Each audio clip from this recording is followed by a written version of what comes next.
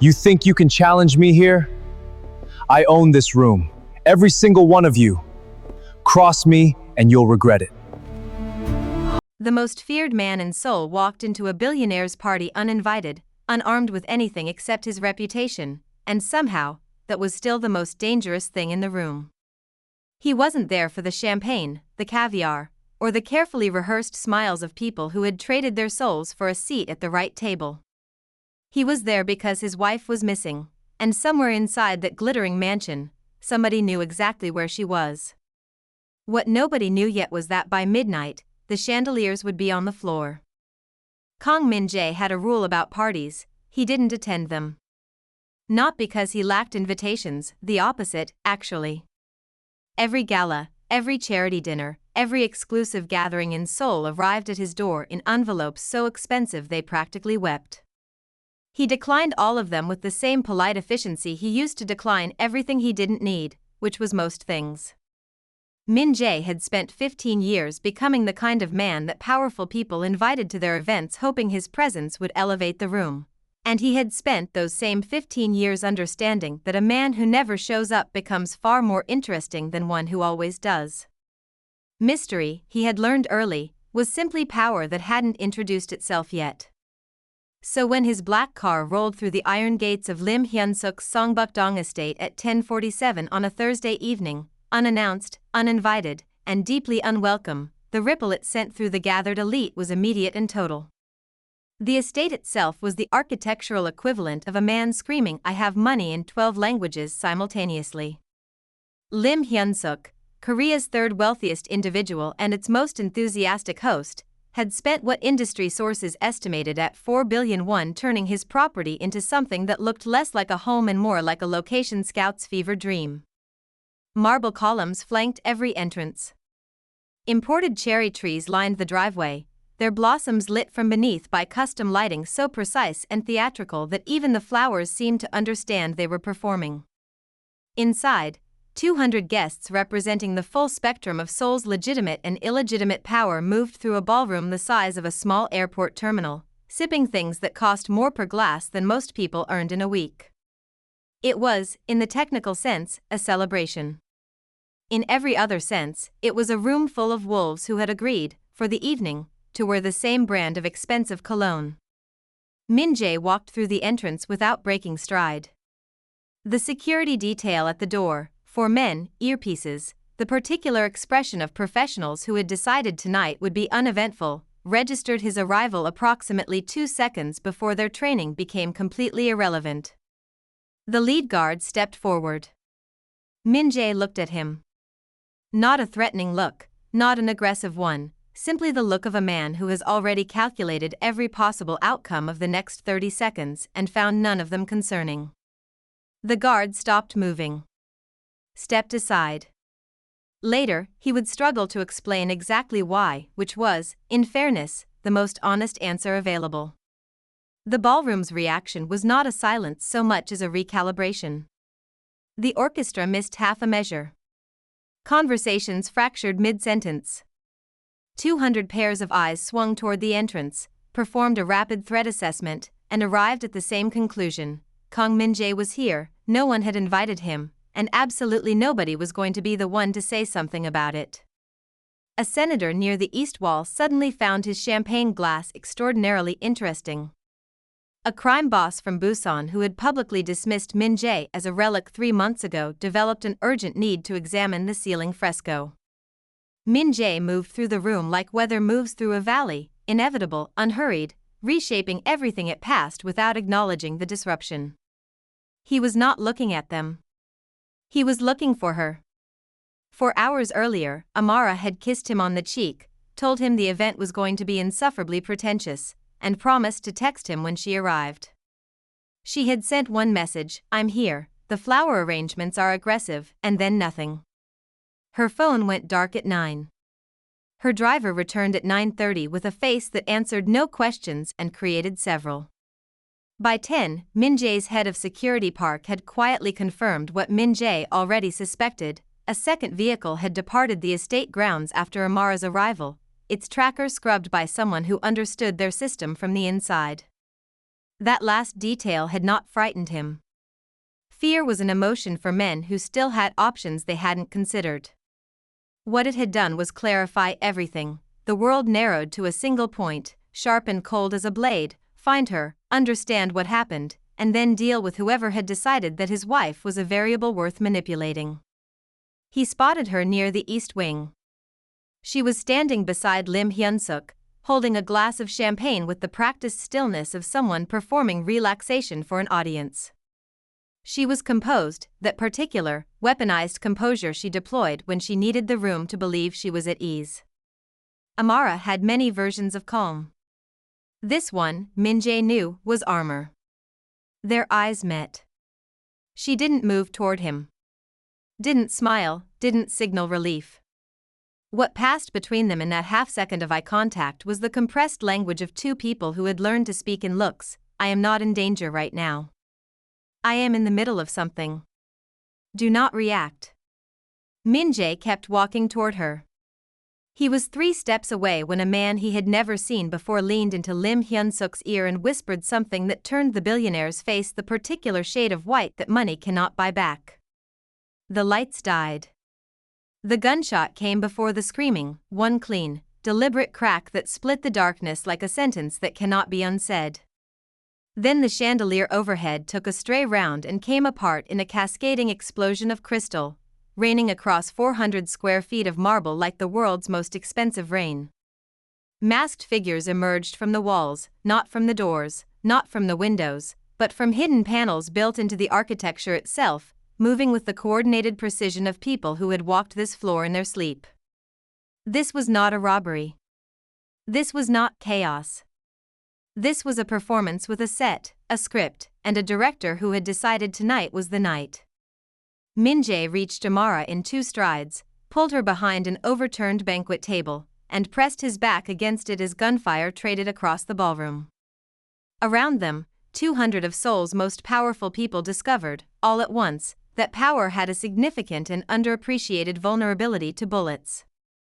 He turned to her in the darkness, his voice low and absolutely steady. Are you hurt?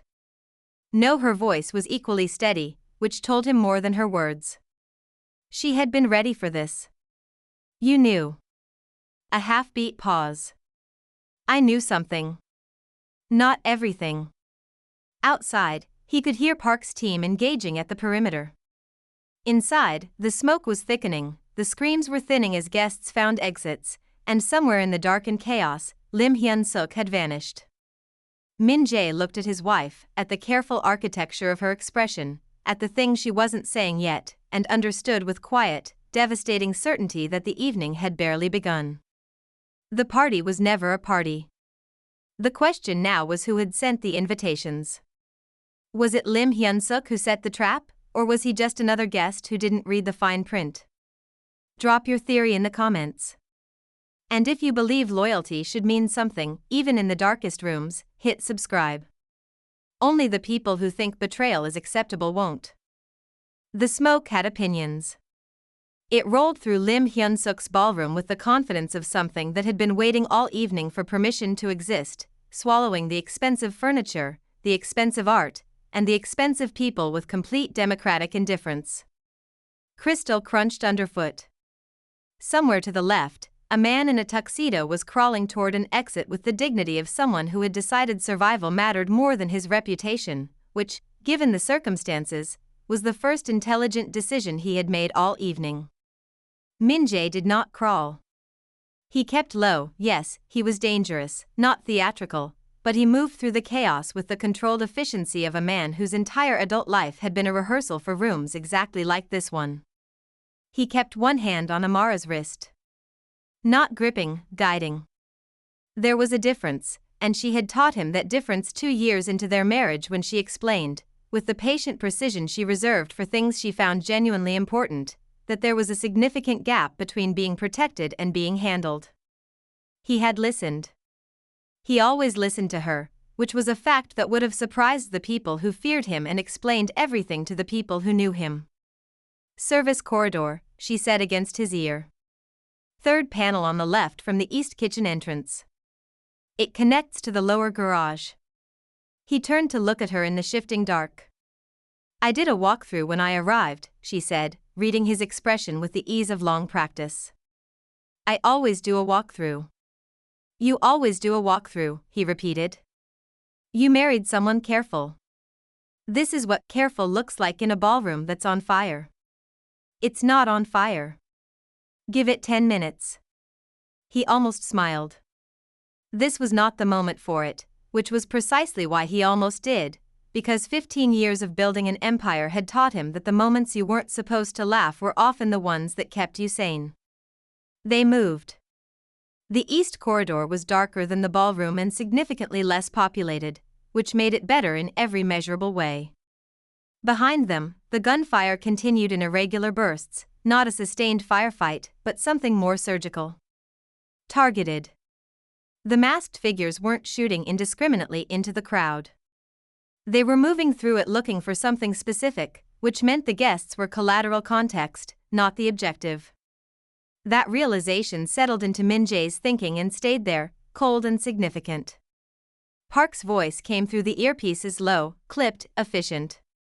We've secured the north and west exits. 3 hostiles down.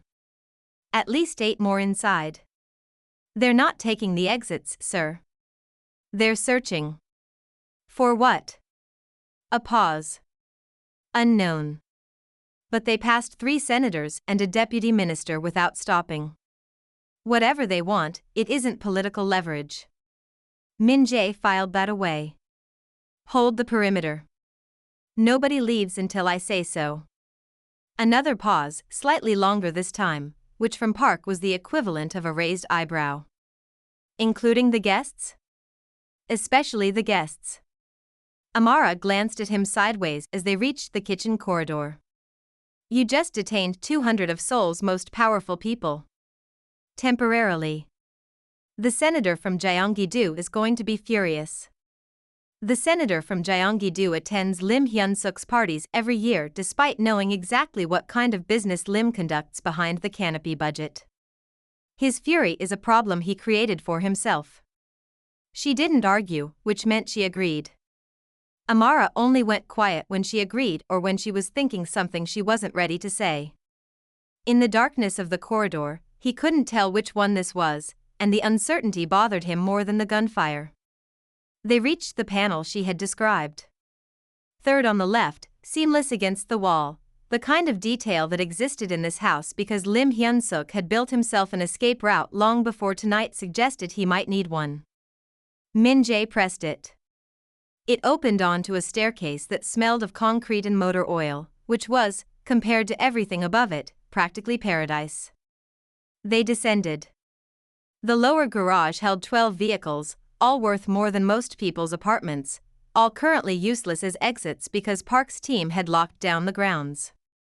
Standing beside a silver SUV with his jacket torn and his composure only slightly worse than usual was Ju, Min-jae's intelligence coordinator, a man whose entire professional identity was built on knowing things before they happened, which made his current expression deeply, specifically alarming.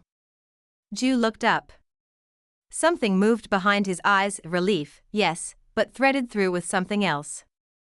Something guilty. You're alive, he said. Disappointed? Min-jae asked. No. Never. He swallowed. But there's something you need to know. About tonight. About why Lim Hyun-suk really invited Amara. The garage was silent except for the muffled percussion of gunfire 3 floors above them. Min-jae looked at his intelligence coordinator, the man he had trusted with the architecture of every secret he owned, and felt the concrete feeling return to his chest. Then tell me, he said quietly, everything. Ju had the particular posture of a man who had been rehearsing a confession for weeks and had just discovered, at the worst possible moment, that rehearsal and performance were entirely different disciplines. He straightened his torn jacket. Unnecessary, the jacket was beyond salvaging, but the gesture bought him approximately 3 seconds, which Min-jae allowed because he was generous with time he intended to collect interest on later. Lim Hyun-suk didn't choose Amara randomly, Ju began. I assumed, Min-jae said. He chose her because of who she was before she was your wife. The garage went very still. Not quiet, the muffled gunfire above them continued its irregular commentary, but still, in the way that rooms go still when something irrevocable is about to be said aloud for the first time. Min-jae turned to Amara. She was already looking at him. Her expression had shifted, not into guilt, not into fear, but into something more complicated and more honest than either. The expression of a woman who had carried something heavy for a long time and had just watched the moment arrive when she would finally have to set it down. Before the consulting firm, she said. Before the audit. Before you. She paused. I worked for a government financial intelligence unit. International Division. My assignment for 3 years was tracking the movement of black market capital through Seoul's legitimate business sector. Another pause, smaller. Lim Hyun-suk was one of my primary targets. The silence that followed was the kind that rearranges furniture in a relationship. Min-jae did not move. His face did not change. This was, for people who didn't know him, indistinguishable from calm. For Amara, who knew every frequency of his stillness, it was something else entirely, the specific quiet of a man processing information that has just retroactively rewritten several years of his life. You were investigating him, Min-jae said finally. Past tense. I left the unit before I met you. The assignment was closed. Lim was never charged. The evidence chain had gaps that his lawyers turned into architectural features. She held his gaze steadily. I didn't lie to you about who I was. I told you I was a financial consultant. I had been. I just didn't tell you what I'd consulted for before the private sector. There is a notable difference, Min-jae said, between a lie and a carefully architected omission. Yes, she said. There is. And I made that choice and I own it, and I will explain every detail of it to you when we are not 3 floors below an active firefight. Ju, who had been standing very still in the way of a man hoping to become invisible, cleared his throat. There's more. Min-jae turned back to him with an expression that communicated, efficiently, that the more had better be worth the interruption. Lim Hyun-suk has been operating under a new partner for the past 8 months. Someone who approached him after his previous financial infrastructure collapsed, someone who offered him protection, capital, and rebuilt connections in exchange for access to his network. Ju pulled out his phone, pulled up a photograph, and held it out. We identified him 2 weeks ago. I was building confirmation before I briefed you. I was 48 hours from having everything. Min-jae looked at the photograph. The man in it was perhaps 60, silver-haired, with the refined presentation of someone who had spent decades ensuring he looked like the solution rather than the problem. He was standing outside a government building in a photograph that had been taken without his knowledge, wearing a suit that cost more than the photographer's car, carrying the expression of a man who had never once been told no by anyone who mattered. Min-jae recognized him immediately. Councilman Yoo Tae-young. Senior Economic Policy Advisor. Public face of 3 legitimate foundations. Private architect of more financial crimes than Min-jae's own organization had committed in a decade, which was, given Min-jae's organization, a genuinely impressive benchmark. You, Min-jae said. He knew about Amara's history with the intelligence unit, Ju said. He pulled her file. We don't know how yet, those records are sealed, but Yu has connections inside the ministry that go deeper than anyone documented. He told Lim that Amara was still active. That she had never actually left the unit. That her marriage to you was a long-term infiltration operation. Another silence. This one with sharper edges. Min-jae looked at Amara. I'm not active, she said. Flat, clear, no performance in it. I haven't been for 4 years. I know, Min-jae said. She blinked. Just once. You know? I had you independently verified before our 3rd meeting. He said it without apology, because none was architecturally appropriate. I was building an empire. I verified everyone. You came back clean, former government analyst, honorably separated, no ongoing affiliations. A beat. I also had you verified again 6 months after we married. She stared at him. You verified me twice. The second time was less about suspicion and more about, if you say habit, I will walk back into that firefight voluntarily. Thoroughness, he finished. Ju made a sound that was technically a cough and was actually nothing of the sort. The point, Min-jae redirected, was that Yoo Tae-young had fed Lim Hyun-suk a fabricated intelligence file about Amara, convincing him that the woman standing in his ballroom was an active government operative who had spent years mining his husband's criminal network for prosecution material. Which meant Lim hadn't been hosting her tonight. He'd been luring her. And the attack, the masked figures, the choreographed chaos, the surgical search pattern that ignored senators and targeted something else entirely, wasn't Lim's operation at all. You planned the attack, Min-jae said. Ju nodded slowly. We think Lim only learned the truth in the last hour. That whisper before the lights went out, whoever that man was, he told Lim something that changed everything. He hesitated. We think Lim may have been trying to warn her. Above them, a door burst open at the top of the staircase. 3 masked figures appeared at the top, weapons raised, moving with the confidence of people who had just found exactly what they were looking for. Min-jae stepped in front of Amara. Behind him, he heard the quiet sound of her picking up something heavy from the garage workbench. He almost smiled again. He had married someone careful. This was what careful looked like when it had run out of corridors. The first masked figure made the mistake of hesitating. In most situations, hesitation was simply caution wearing a different coat. In a parking garage with Kang Min-jae standing between you and your objective, it was an obituary in draft form. The figure at the top of the stairs registered Min-jae's presence, processed the specific quality of his stillness, and spent approximately 1 second reconsidering the entire trajectory of his evening, which was 1 second more than he could afford. Min-jae moved. He crossed the distance between them in the time it took the second figure to raise his weapon, drove his elbow into the first man's throat with the efficiency of someone who had learned this particular motion the way other people learned to type, through repetition until it required no thought, and used the man's own momentum to redirect him into the staircase railing with a sound like a filing cabinet falling downstairs. The weapon clattered free.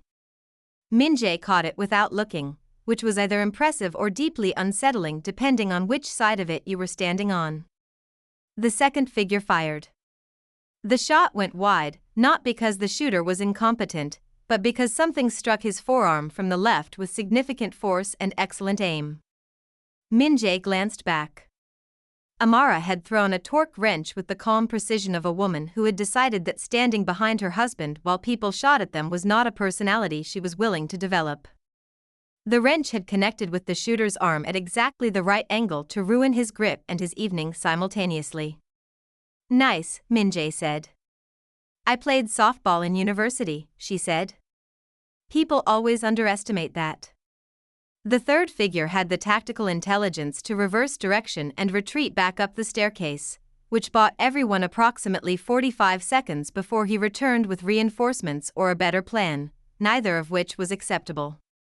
Ju had flattened himself behind the silver SUV during the engagement, which was, Min-jae reflected, consistent with Ju's general philosophy of contributing critical intelligence and then removing himself from any situation that involved objects moving at high velocity. He emerged now, adjusting his glasses with the dignity of a man pretending the last 30 seconds had not happened. We need to move, Min-jae said. The exits are still locked, Ju said. I know. We're not leaving yet. Both Amara and Ju looked at him. Yoo Tae-young is in this building, Min-jae said. He didn't orchestrate an operation this precise from a distance. He's here to watch it land. Men like you have spent their entire careers at the center of things they officially had nothing to do with, they can't resist the view. He checked the recovered weapon, loaded, decent condition, belonging to someone who would not be needing it back. He's somewhere in this building, and he has spent 8 months building a story that put my wife in the center of a trap. I intend to have a conversation with him before the evening closes." Amara was quiet for a moment. "You want to find the man who orchestrated an armed attack on a room full of people, in the middle of that attack, with his hired gunman still active?" "Yes.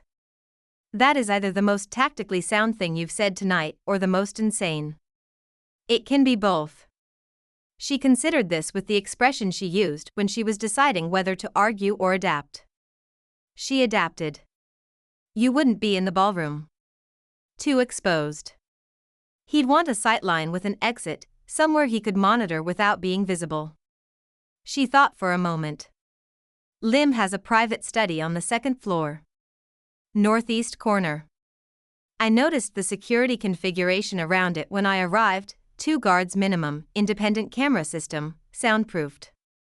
It's the only room in this building that was designed to keep things private from the party, not just from outsiders." Min-jae looked at her. "I did a very thorough walkthrough," she said. They went up. The main floor was thinning, Park's perimeter had funneled most of the guests toward the north exits, and the masked figures had consolidated somewhere near the ballroom center, which meant the secondary staircase Ju led them to was, for the moment, clear. They moved in single file, quiet and purposeful, which was either the beginning of a rescue or the beginning of something significantly more dangerous, and the difference, Min-jae had learned, usually only became clear in retrospect. The second-floor corridor was lined with art that cost more per square foot than the garage below. It was also, currently, completely empty, which was wrong. Lim Hyun-suk's personal floor should have had security stationed regardless of what was happening downstairs. The absence of guards was itself a message, and the message was that someone had cleared this corridor deliberately. They were expected. Min-jae slowed. Held up one hand. Ju stopped immediately. Amara, who had already noticed the same thing, had already stopped. From behind the study door at the end of the corridor came a sound, voices, 2 of them, one raised and one very, very calm. The raised one, Min-jae realized as they drew closer, belonged to Lim Hyun-suk. And the calm one, smooth as a blade in still water, belonged to a man who had spent a career speaking quietly because he had never needed volume. Councilman Yoo Tae-young. Min-jae positioned himself beside the door. Listened. Told me she was active. You told me she was building a case. You told me, I told you what was necessary to secure your cooperation. Yu's voice carried the particular patience of a man explaining arithmetic to someone he found faintly tedious. The woman's history was real. Her current status was interpreted generously. You lied to me. I gave you motivation. There's a meaningful distinction. A pause. Then Lim's voice, lower now, with something new underneath it, not just anger, but the specific fear of a man who has understood, too late, which side of the trap he is actually on. The attack wasn't supposed to go this far. You said it was a pressure operation. You said, plans evolve, Hyun-suk. Particularly when Kang Min-jae decides to attend an event he wasn't invited to. A brief pause that contained something that was almost amusement. Although I confess, his arrival was the one variable I didn't fully account for. The man has a remarkable talent for being inconvenient. Min-jae opened the door. Yoo Tae-young was standing at the window with a glass of Lim's scotch, looking out over the estate grounds with the expression of a man who had decided the evening was broadly going according to plan.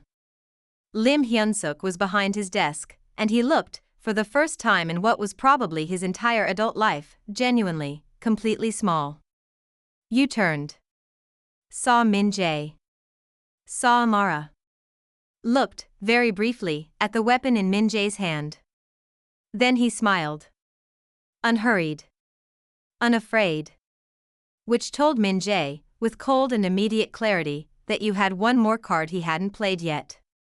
Kang Min-jae, you said pleasantly. I was wondering when you'd find your way up here. Yoo Tae-young had the smile of a man who had never once in 60 years been held accountable for anything, and wore it with the comfortable familiarity of a second skin. It was the specific smile of institutional power, the kind that had been cultivated across decades of committee rooms and ministerial corridors, refined through 1,000 moments where consequences applied to everyone in the room except the man smiling. It said, without words, that the weapon in Min-jae's hand was an interesting accessory but not, ultimately, a relevant one. It said that this man had survived in rooms far more dangerous than this one by understanding a single principle, that the most dangerous thing in any confrontation was not the person holding the gun but the person holding the leverage. Min-jae crossed the room and sat down in the chair across from Yu's position at the window. He sat down because standing men telegraph urgency, and urgency was information he had no intention of giving away for free. He set the weapon on the armrest, visible, accessible, deliberately casual. Then he looked at Yu Taeyong with the patient, absolute attention he reserved for problems he intended to dismantle at his own pace. "You said you were wondering when I'd find my way up here," Min-jae said. "That implies you wanted me here." "Wanted is generous." You swirled the scotch, Lim's scotch, from Lim's decanter, in Lim's study, with the proprietary ease of a man who considered everything within reach to be functionally his. Expected is more accurate. You have a predictable quality, Kang Min-jae, beneath all the reputation. You follow the people you love into dangerous rooms. It's admirable. It's also, professionally speaking, exploitable. You built the entire evening around that. I built the entire evening around several things. You were one variable among many. He glanced at Amara with the particular look of a man reassessing a calculation. Though I'll admit your wife proved more capable of independent navigation than my profile suggested. The torque wrench was a creative touch. Amara, standing to Min-jae's right, said nothing. She was reading the room, cataloging you, cataloging the study, cataloging the exits with the quiet systematic thoroughness that Min-jae had once found professionally impressive and now found, in this moment, deeply reassuring. "What do you actually want?" Min-jae asked. You set down the scotch. The smile didn't change but something behind it shifted, the performance layer thinning slightly, the actual architecture of the man becoming marginally visible underneath. "Your network," he said simply. "Not your criminal infrastructure. I have no use for street-level operations and I've spent 30 years being too careful to dirty my hands with anything that obvious. What I want is your financial architecture. The legitimate side. The holding companies, the real estate instruments, the logistics partnerships that move across 12 countries without attracting documentation." He paused. "You've built something genuinely elegant, and I want access to it. You want to use my legitimate business as a laundry. I want a partnership. Mutually beneficial. You receive political protection at a level that your current arrangements cannot provide. I can make investigations disappear before they begin, not after they've started. You receive access to international capital flows that your current network can't touch. And I receive a machine," Min-jae said. "Infrastructure," you corrected pleasantly. "And if I decline?" You reached into his jacket and produced a single document, folded, precise, the kind of paper that arrived in expensive envelopes and rearranged people's lives. He set it on the desk between them. "That is a signed testimony from 3 witnesses placing Kang Min-jae personally at the scene of the Incheon incident 14 months ago. The incident that was officially ruled an accident." A pause waited with precision. It was not an accident. The room was very quiet. Lim Hyun-suk had not moved from behind his desk. He had the expression of a man watching a car accident from a distance far too close for comfort, understanding that the debris might reach him regardless. Min-jae looked at the document. Did not touch it. Looked back at you. "That's your card," he said. "One of them. How many do you have?" "Enough." The smile again, warm and structureless as fog. "I've been building this file for 2 years, Kang. Not because I had any particular animosity toward you, I don't. You're actually one of the more competent men operating in this city, which is a low bar but you clear it impressively. I built it because men like you are useful precisely when they understand the alternative to cooperation. He leaned forward slightly. I'm not your enemy. I'm your ceiling. And I'm offering to become your roof instead. Min-jae was quiet for a moment. Then he turned to Ju, who had been standing near the door with his torn jacket and his phone and the expression of a man who had something to contribute and had been waiting for exactly this moment, stepped forward and set his own phone on the desk beside Yu's document. On the screen was a recording. Audio, time-stamped, crisp and clear, the unmistakable voice of Councilman Yu Taeyang speaking to the leader of the attack team 40 minutes ago, giving the order to sanitize the ballroom and recover the intelligence file Amara had allegedly been building. Specific. Operational. Devastating. You looked at it. For the first time in the evening, the smile required visible maintenance. You've been recording since the garage, Min-jae said. Ju has been building your file the same way you've been building mine. The difference is that mine took 2 years and yours took 1 conversation. He stood. Your testimony document is fabricated. If it weren't, you would have used it before tonight rather than saving it for a negotiation. You needed me willing, not arrested, which means the leverage is theater. He picked up the weapon from the armrest. The recording, however, is not. Yu's smile finally, fully, stopped working. Here is my counteroffer, Min-jae said. You will call off every operative in this building in the next 3 minutes. You will then sit in this room with Lim Hyun-suk, who I suspect has his own recordings of this conversation, because Lim Hyun-suk did not become Korea's 3rd wealthiest man by leaving his study unmonitored, and you will wait. He moved toward the door. For what, exactly, is something you'll spend the next several hours contemplating. He reached the door. Stopped. Turned back. The Incheon incident, he said quietly, was not an accident. You're correct about that. But the 3 witnesses you have are on my payroll, Councilman, and they will say whatever I tell them to say. A pause, clean and final as a period. Think carefully about whose infrastructure you were actually planning to use. He walked out. Amara fell into step beside him. Ju followed, closing the door behind them with the gentle click of a man who understood the theater of an exit. In the corridor, Amara looked at Min-jae. The witnesses. Are they actually? No, he said. But he doesn't know that. She was quiet for 3 steps. That was a bluff. It was a bridge. There's a difference. Is there? One gets you out of the room. The other gets you home. He glanced at her. We'll discuss your government file when we're home.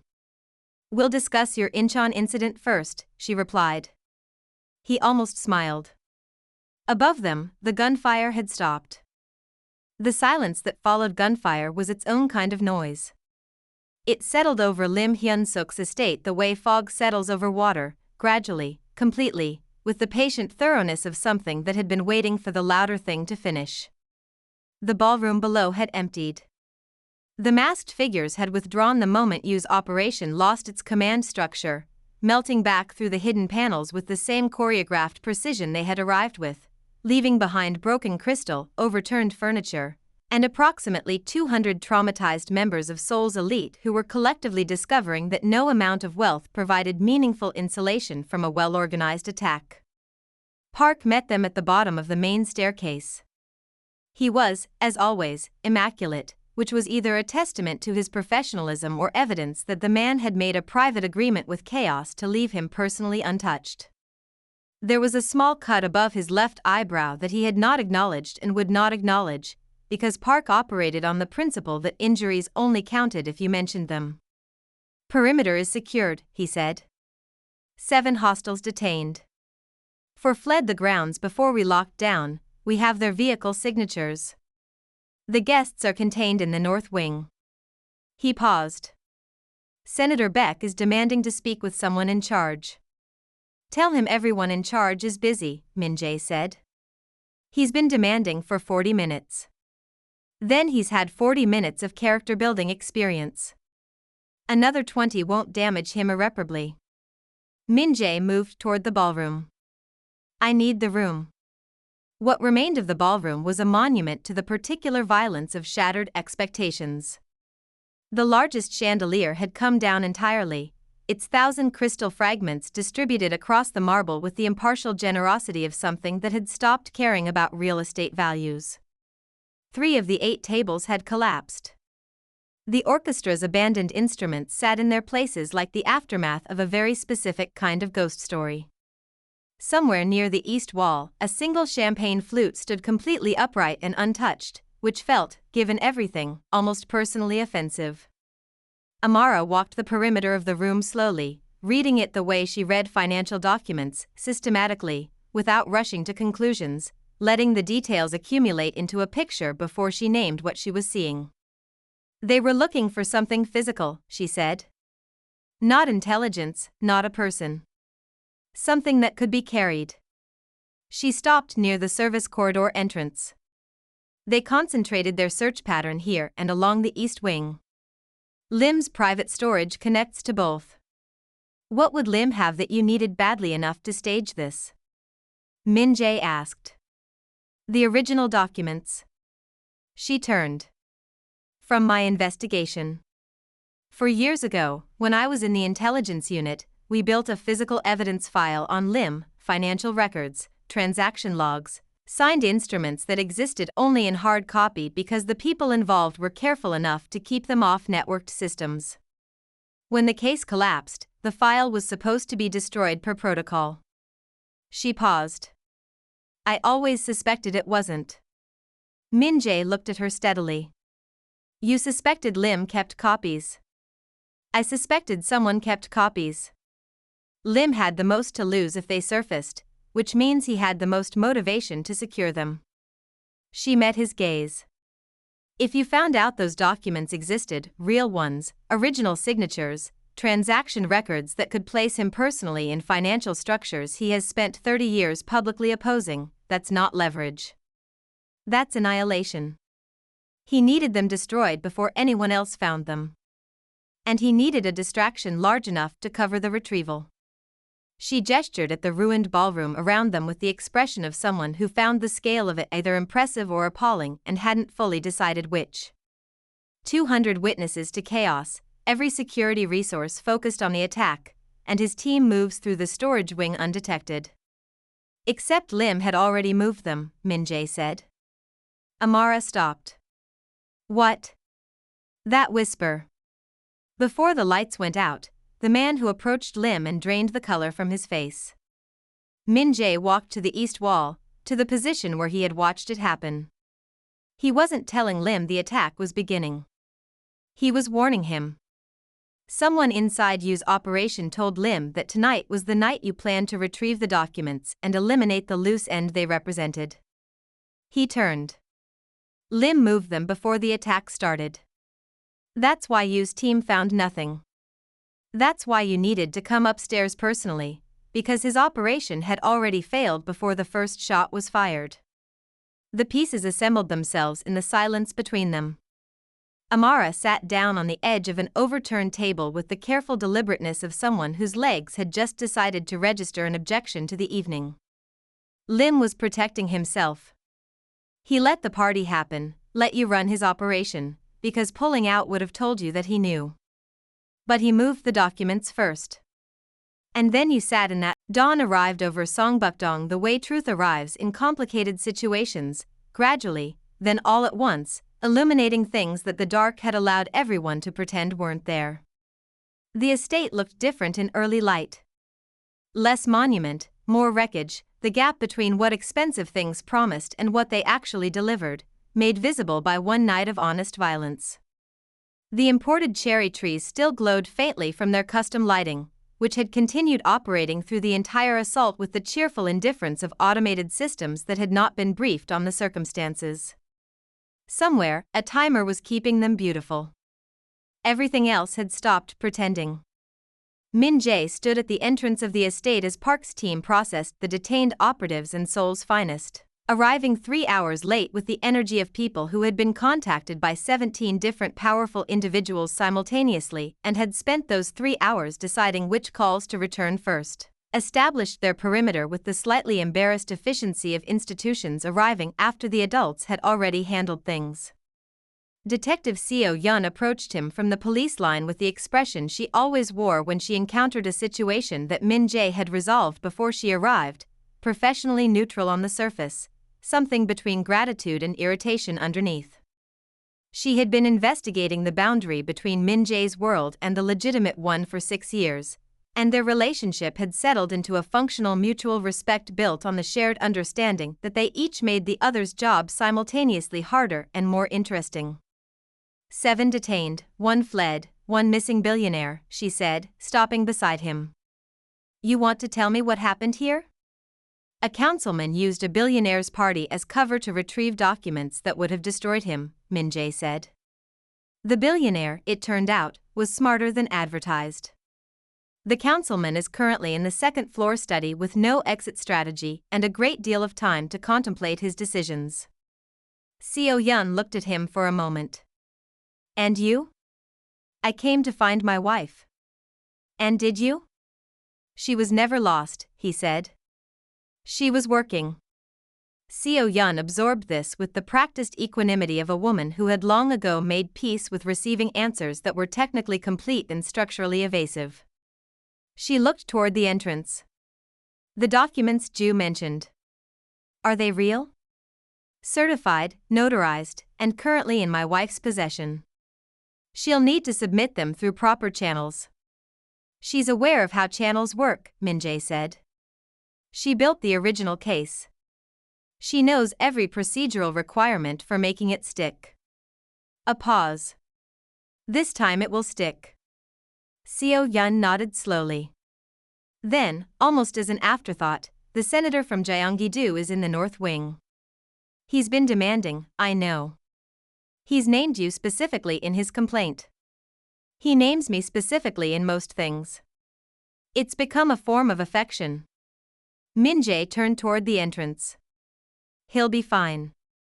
He's had a character-building evening.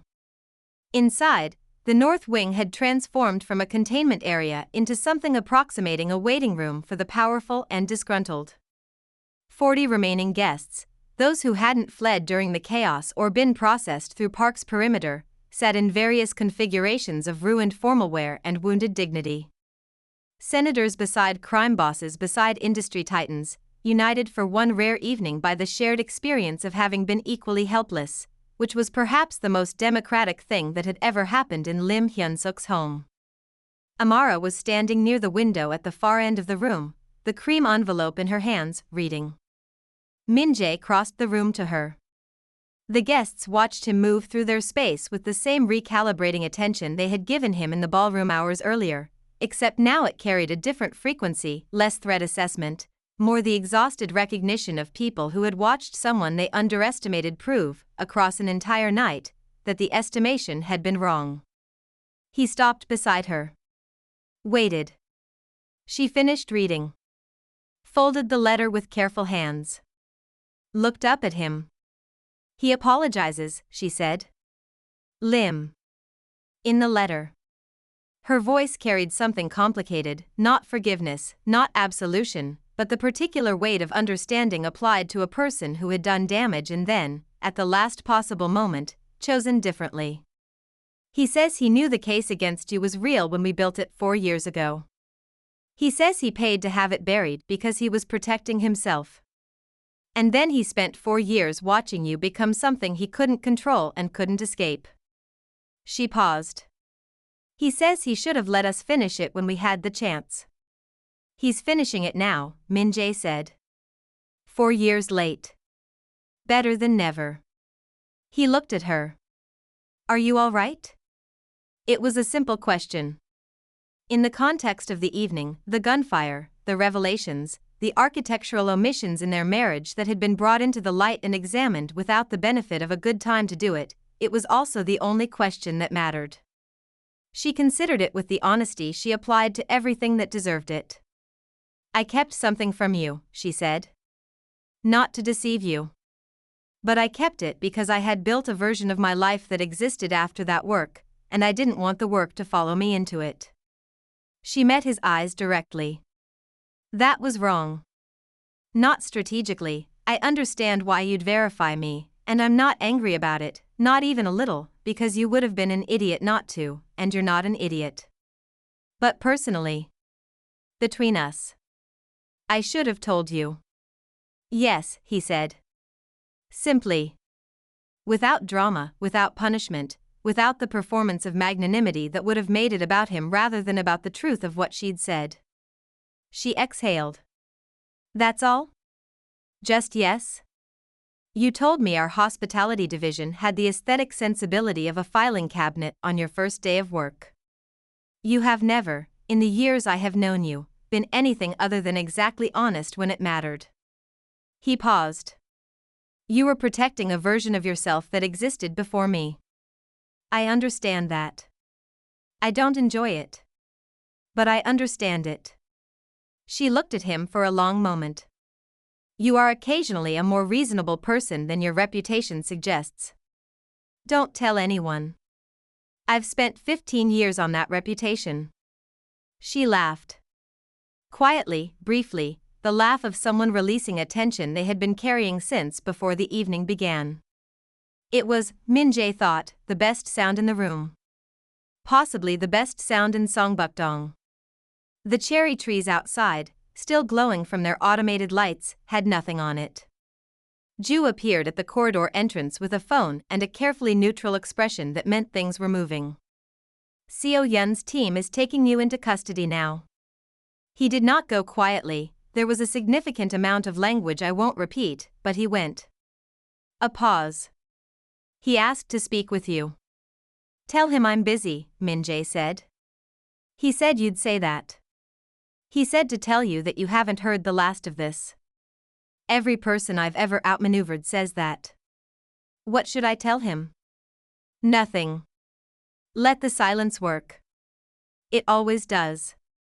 Ju nodded and retreated, content, as always, to operate in the informational infrastructure of things rather than their emotional center. Park appeared next, because the morning was apparently organizing itself into a series of necessary appearances, to confirm that the last of the detained operatives had been processed. The fled vehicle had been tracked to a warehouse in Mapo that Seo Yun's team was already moving on, and the senator from Gyeonggi-do had finally, exhaustedly, stopped demanding things. The car is ready, Park said. Min-jae looked at Amara. She was looking at the envelope in her hands, at the documents inside it, for years of work that had been buried and was now, finally, in the hands of the person who had built it. Tomorrow she would submit them through proper channels. She would navigate the procedural requirements with the thoroughness she applied to everything. She would finish what she had started, cleanly and completely, and Yu Taeyong would discover that the ceiling he had offered was nothing compared to the foundation she was about to remove from beneath him.